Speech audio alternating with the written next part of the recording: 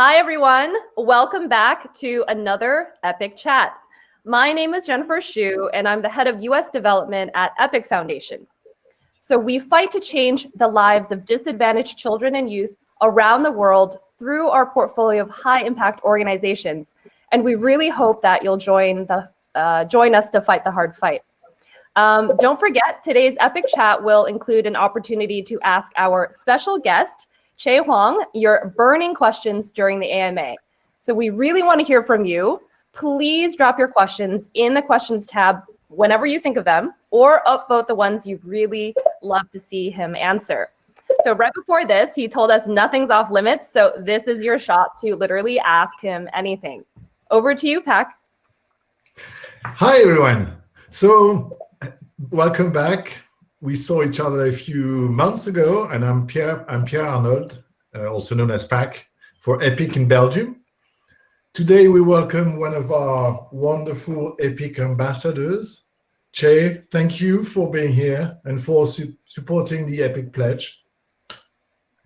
Thanks for having me. What is the Epic Pledge, by the way? So the Epic Pledge is the community of hundreds of entrepreneurs and investors who make a promise to themselves to give a percentage of their future success. Anyone can simply join. It's just a simple plug-and-play resource to add purpose into your business. You sign the pledge, and we do the rest. And we do it for free. As you may know, Epic is all about giving back. And for each of our Epic Chats, our speaker chooses one of the 25 high impactful organizations in our portfolio, helping vulnerable children and youth around the world.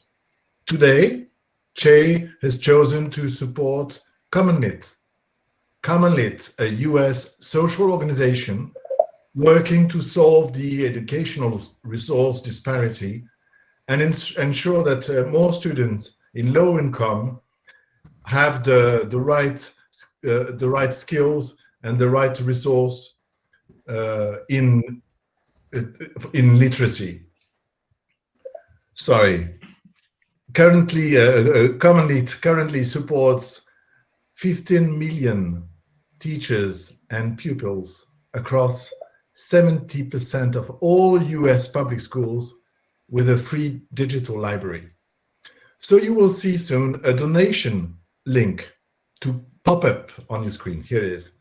And you can click on it, and it will open a new window and it won't take you away from our chat, so you can listen to Chieh.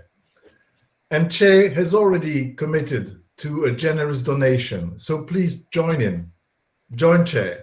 As a reminder to all, CommonLit will receive 100% of any of your donations. So thank you, everyone, being here, and back to you, Jennifer. Thank you so much, Pak. So Chieh, thanks for joining us today. I want everyone to know that originally he had planned to take his vaccine and actually push through all the effects of that to be with us. But to make sure that he's at 110%, he actually rescheduled his vaccine to make sure that he's fully present today. So thank you so much for that commitment. Thanks, and Jennifer. I also want to do a quick. I was gonna say it's probably better than if I was doing this sideways. So it'll be my second dose, and so I had a second thought, and we'll be doing it Saturday instead of today. Yeah, well, thank you again for being so committed. And I also want to give a really quick shout out. We have the COO of CommonLit with us here in the room today. So thanks for joining us, and thank you everyone for supporting such an amazing organization. So I want to get started. We have a long journey of yours to explore. So in the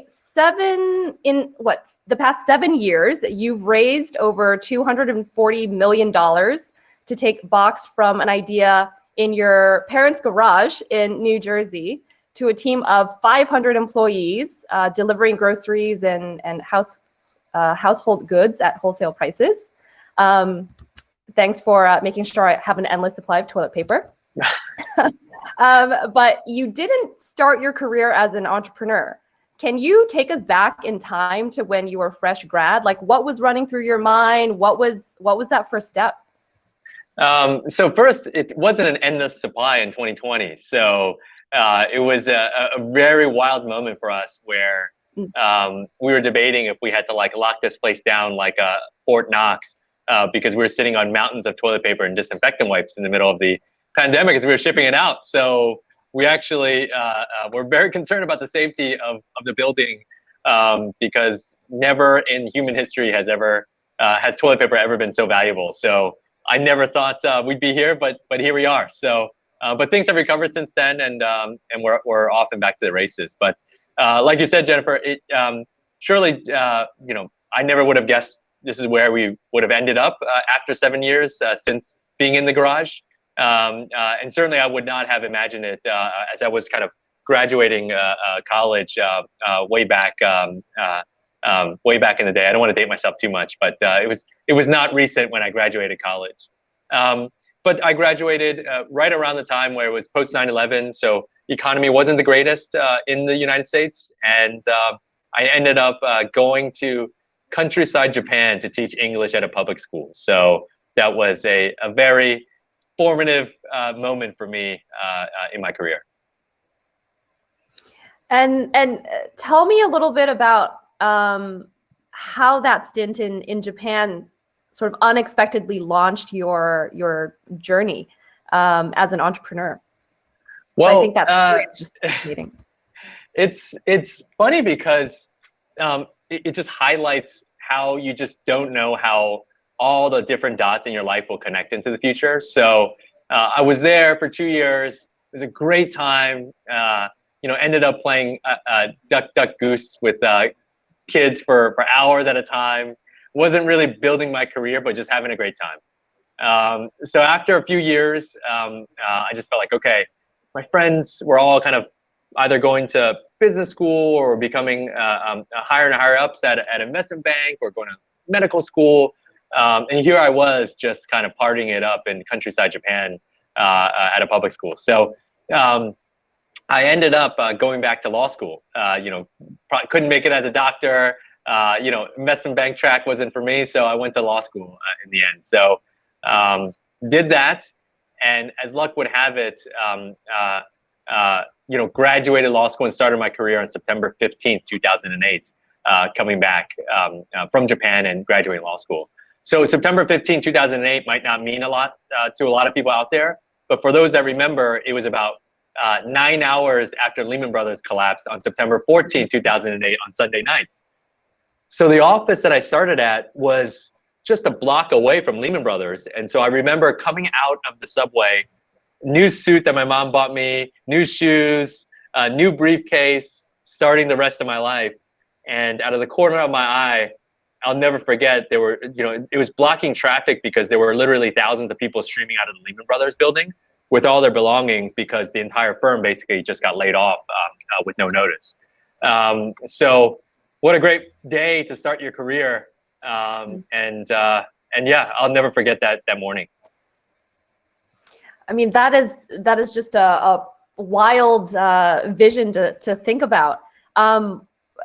You mentioned that your mother had bought you that suit. I mean, what in your life, in your journey, did you flash to when you saw all of that happen? And what of that, I guess, what became your why or your driving force in becoming an entrepreneur? Well, I would say I'm a huge movie buff. And so I just remember sitting down, at least having a job that morning when a lot of people did not, and just thinking about Indiana Jones and how I just like slipped through the door and grabbed my hat as soon as it kind of closed in the Temple of Doom. And so just felt really lucky. And over the next few years, learn how difficult it can be to be in a professional services industry, like investment banking or the law or anything else. Long hours, people holding on to their jobs by their fingertips. But I just remember getting a Facebook message, because Facebook was starting to become more and more popular back then, from folks that I knew before, inviting me to join them in this gaming startup that they were building. And so I was like, I don't know if I'm going to make it as a partner here. I've always been a gamer, so I have this iPhone thing that just came out, And I think it could be a big thing to make some of these Facebook games for the iPhone, and that's what we did. So quit the firm and joined high school and middle school friends to build this gaming company on this new platform called the iPhone. And to your point about kind of harkening back, I'll never forget the day that I walked into the firm for the first time officially, and then the day that I officially walked out. And that was just a scary moment, that you have all kind of like, you have, all these different feelings of, is this the right thing? I'm quitting my high paying job in the middle of the greatest recession since the Great Depression. Is this the right thing to do? And I just remember as I was walking out, it was a lot like cliff diving that I did when I lived in Japan. So I took a vacation down to Thailand, and this guy took us around in this boat. It was not a nice boat. I'm surprised it floated.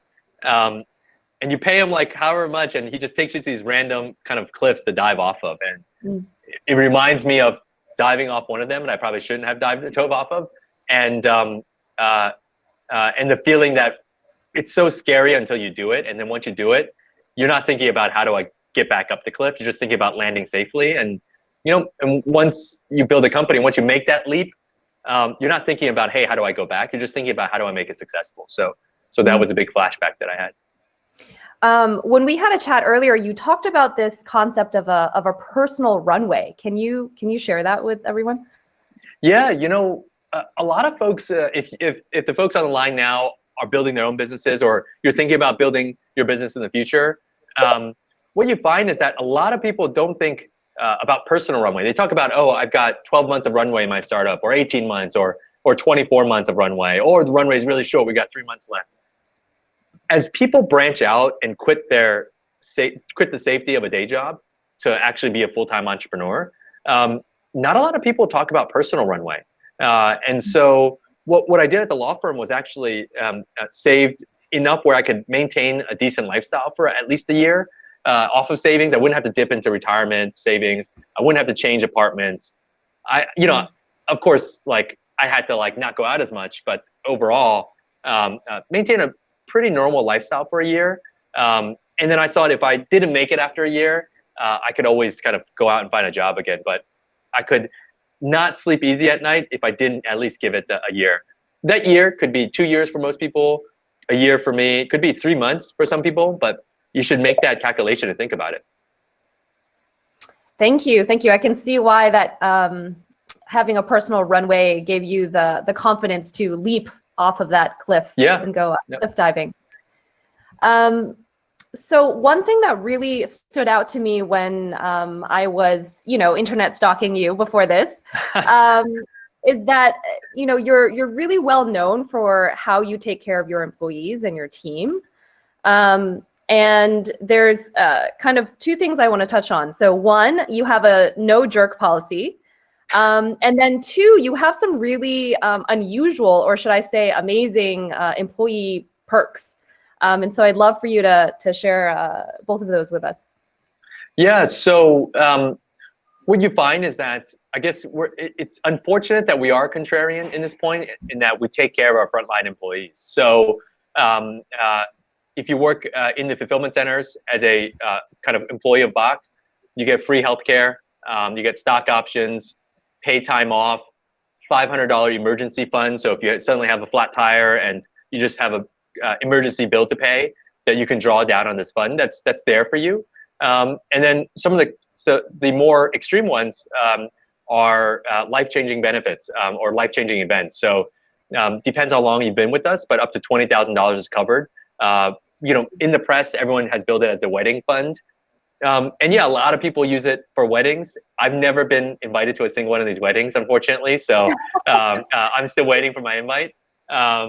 But a lot of times it's used for other unfortunate events, like catastrophic illness in the family. So we have that safety net for them. And the thing is, and people don't know this, or people don't really think about this outside of just the headline. It actually works financially for us in two ways. One, G&A as a function of revenue for us is lower than any other public e-commerce peer set that we can find. So with all these benefits, we still run relatively lean. It's just we're giving people that are at Box much better benefits. And then two, I feel very vindicated last year by all these benefits, meaning that, I've gotten a lot of flack from investors, of course, not the kind-hearted investors, but the ones that are like just all about the bottom line over the years for these benefits. But last year in March, no one knew if you were going to be a zombie if you caught COVID or not. So how are you going to ask these people to come into work to man the fulfillment centers? And what we told them was, I know there's a lot of craziness out in the world. There's people all around the country that need these packages. And even when it wasn't necessary or absolutely needed to treat you guys well because we need something back from you, we did so. And so at that moment, all the little good credit karma points and the credibility points that we were depositing in this goodwill piggy bank, we broke open, and we didn't have a single shutdown day in the fulfillment center, no lowered service. And so I feel very vindicated that it paid off. Wow, that's pretty incredible. Let me just repeat that. You didn't have a single day where you shut down last year.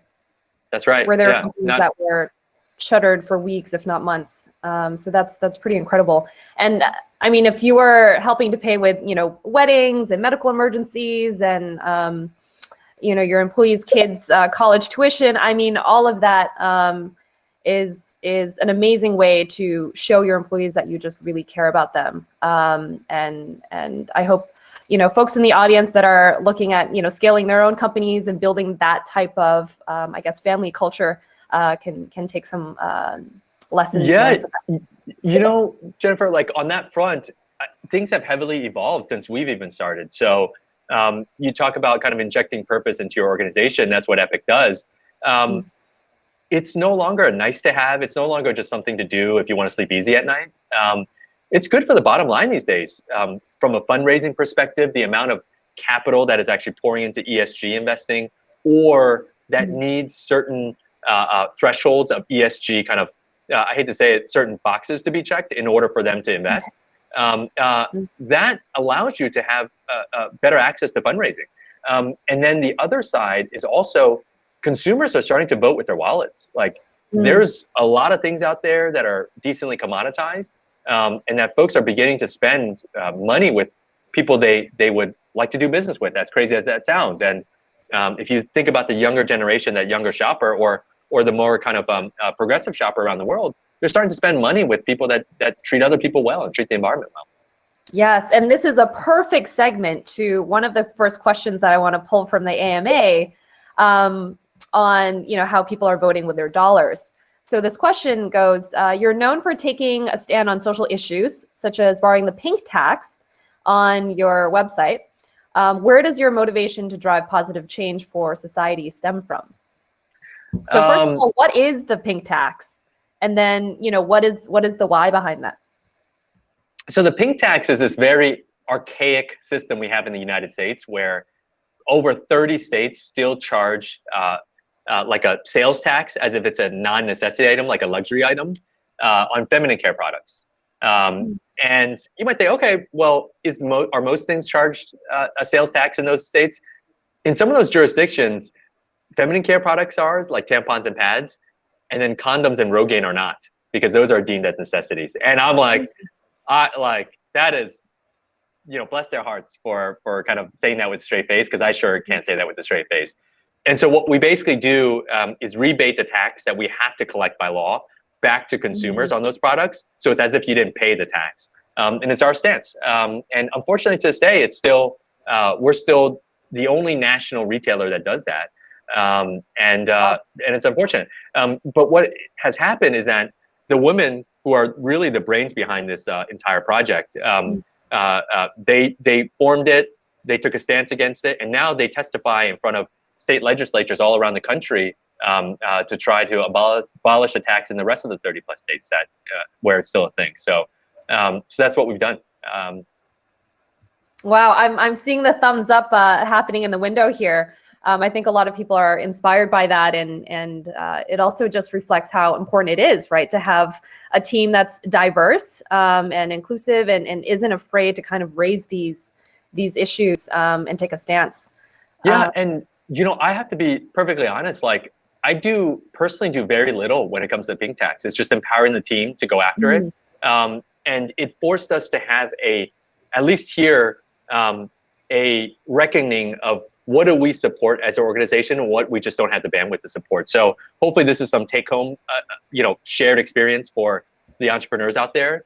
The framework we ended up developing was, is it an important, great kind of cause? Is it and does it overlap with anything we do as Box as a business? And then the items that we go after, or the things that we take a big stance on, are in that overlap zone, and those are the things that are up for debate. There's a lot of great causes out there, endless causes that need help. The ones that overlap with our kind of day mission, if you will, are the ones that we really take a company stance around. Pink taxes was an easy one. We sell tens of millions of dollars worth of this stuff a year. Over half of our customers are women. Like, perfect overlap in the two segments, and that's the framework that we've developed. Amazing. I can certainly see that. So let me pull one more question from the audience. And you partially answered this already, but let's dive one level deeper. So Alexandre asked, what was the reaction of your investors when you decided to, and I understand it personally, give free college tuition to your employees' children out of your own pocket? What did they say to you? Did they think you were crazy? It's really so. Luckily, the first one, college, it's out of my pocket. So we've sent over 10 kids to college now, and now even next semester we'll have 5 additional ones in school.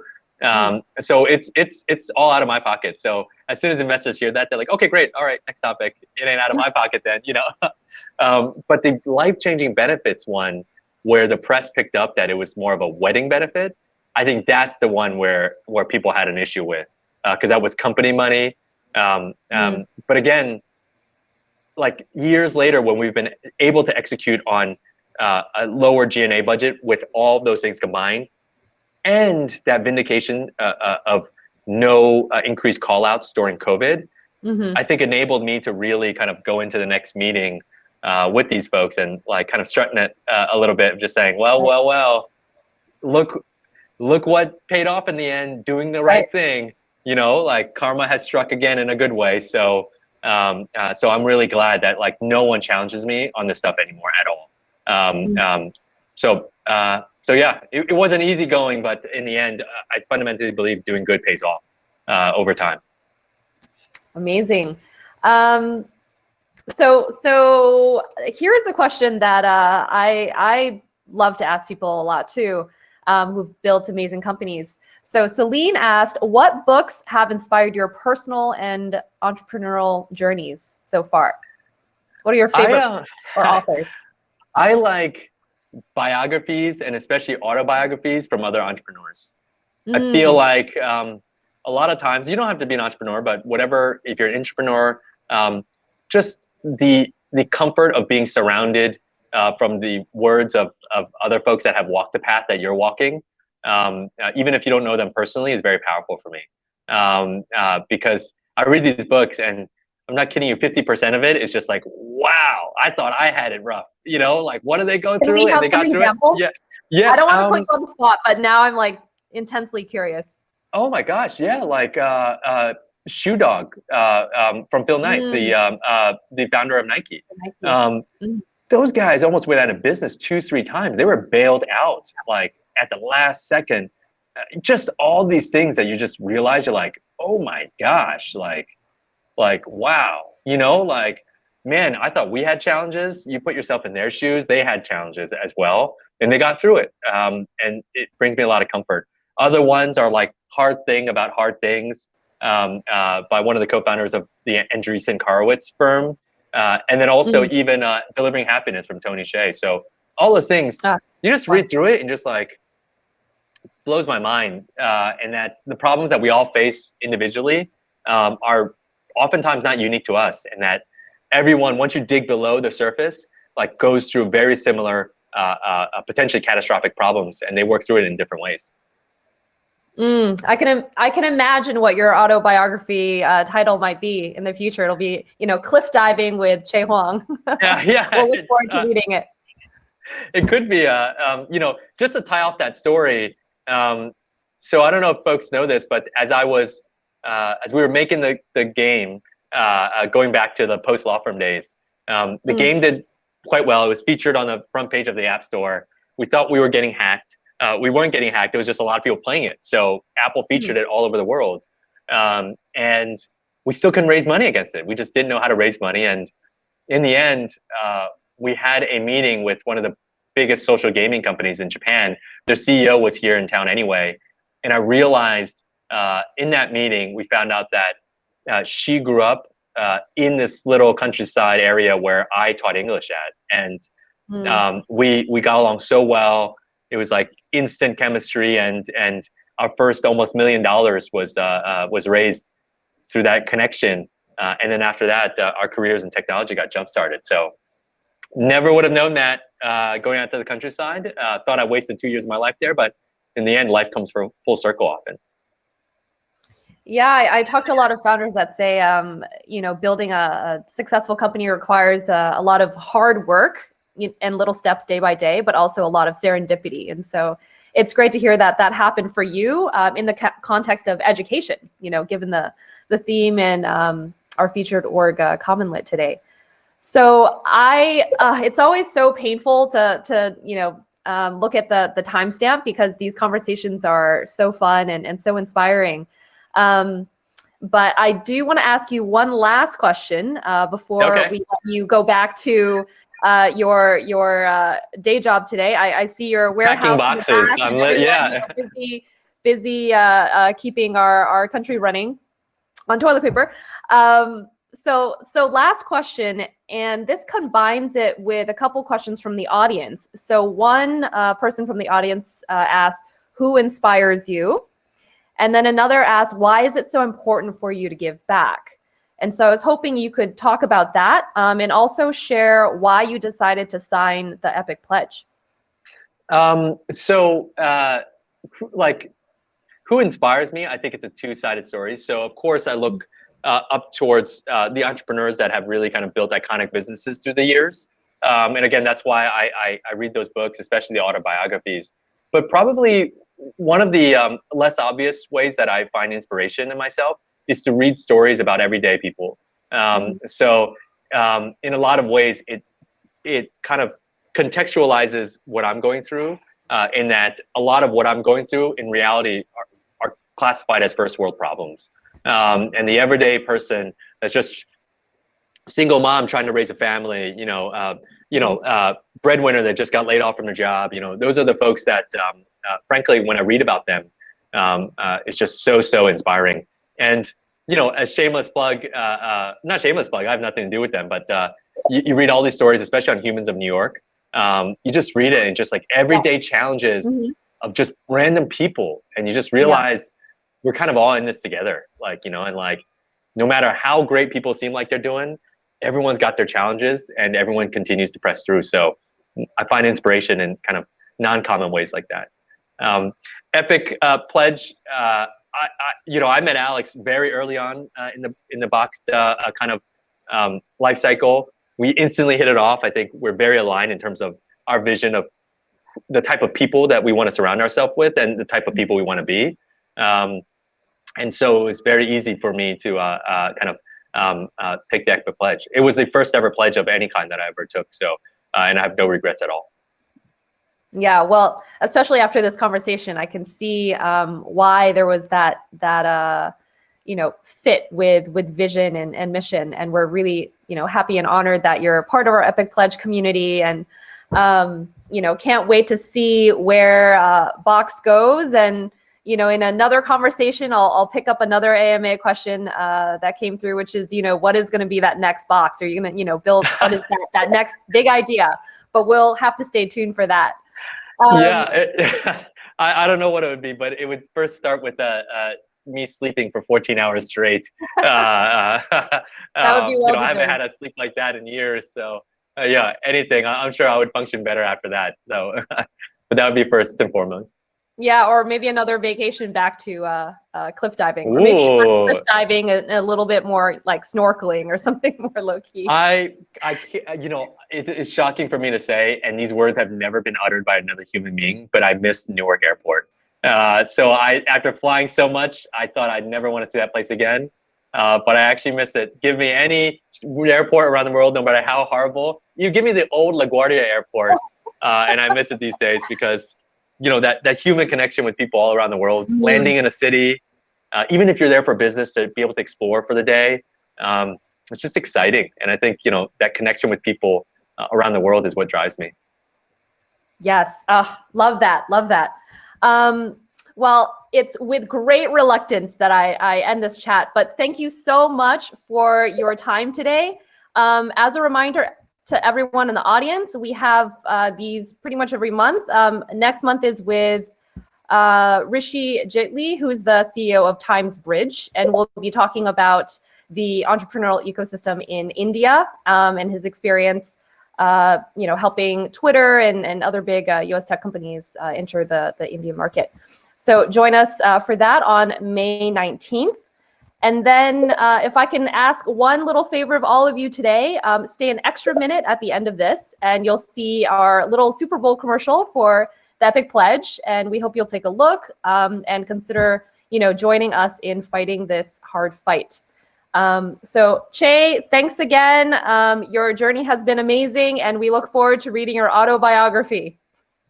Thanks, everyone. It's great to see you. Bye, Jennifer. Bye, guys.